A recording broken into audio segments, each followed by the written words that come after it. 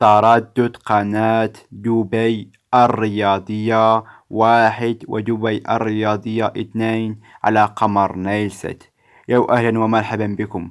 أولا لا تنسونا من الضغط على زر لايك للفيديو والاشتراك في القناة ومشاركة الفيديوهات، جزاكم الله خيرا علشان نستمر في نشر المزيد. أولا ندخل على الوجهة السر وبسيطة. قيمة الترددات تظهر عندنا 4 أزرار: إضافة باللون الأحمر، تعديل باللون الأخضر، حذف باللون الأصفر، وبحث باللون الأزرق.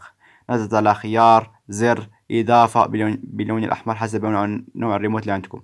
التردد راح يكون دايرة للشاشة. التردد كالتالي: 1 2 4 1 8. نعيد التردد مرة أخرى: 1 2 4 1 8.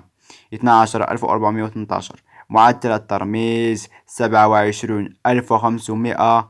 القطبية أفقي أو حرف الإتش، لازم تركزوا يا إخوان. القطبية أفقي أو حرف الإتش. معدل الترميز 27500. التردد 12418. نمت خيار بحث التردد. نعلم على التردد كالتالي: نمت خيار بحث باللون الأزرق. بعدها يا أصدقائي نعلم على التردد. نمت خيار بحث جاري حفظ البيانات. كما ترون يقول لك البحث بالشبكة لا، نوع القناة الكل. نمضي خيار بحث التردد. ننتظر ثواني وراح تظهر عندكم القنوات كما ترون: دبي سبورت 1 عالية الجودة، دبي سبورت 2 عالية الجودة. لا تنسونا من اللايك والاشتراك، والسلام عليكم ورحمة الله.